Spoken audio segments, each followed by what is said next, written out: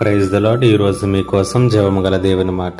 దినవృత్తాంతములు 1వ గ్రంథము 29వ అధ్యాయము 12వ వచనము. ఐశ్వర్యమును గొప్పతనమును నీ వలన కలుగును, నీవు సమస్తమును ఏలువాడవు. బలమును పరాక్రమమును నీ దానములు, హెచ్చించువాడవును, అందరికీ బలమిచ్చువాడవును నీవే.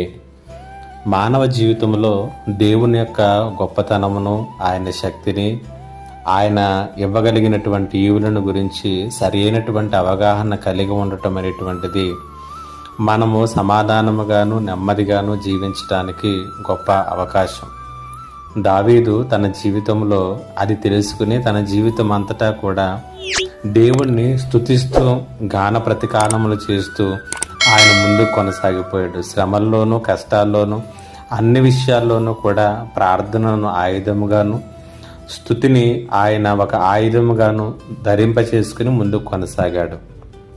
దినవృత్తాంతముల గ్రంథం 29వ అధ్యాయము 12వ వచనములో దావీదు దేవుని యొక్క గొప్పతనాన్ని ఎరిగినటువంటి వానిగా, ఆయన ఇక మరణించేటటువంటి చివరి దినాలలో తన కుమారుడైనటువంటి సొలొమోనుకు ఆ గొప్ప దేవుణ్ణి అందిస్తూ, నేను ఏ గొప్ప దేవుణ్ణి అయితే అనుభవించానో, ఆయన చేతుల్లో ఉన్నానో అదే దేవుని చేతుల్లో నీ జీవితాన్ని కూడా పెట్టి కొనసాగింప చేసుకో. ఆయన ఐశ్వర్యంనిచ్చేవాడు, గొప్పతనాన్ని కలుగు చేసేవాడు, సమస్తాన్ని ఏలేటటువంటి వాడు, బలము ఆయన దగ్గర ఉన్నది, పరాక్రమము ఆయనది, హెచ్చించేటటువంటి వాడు ఆయన అంటూ దేవుని గురించినటువంటి చక్కటి సందేశాన్ని ఇచ్చాడు.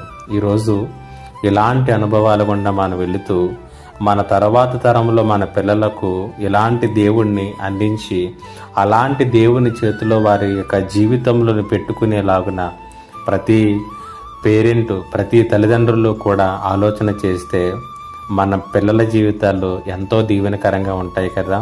అలాగే మన జీవితాలు కూడా ఎంతో ఆశీర్వాదకరంగా ఉంటాయి. దేవుడు ఆ రీతిగా మనలను మన పిల్లలను దీవించునుగాక.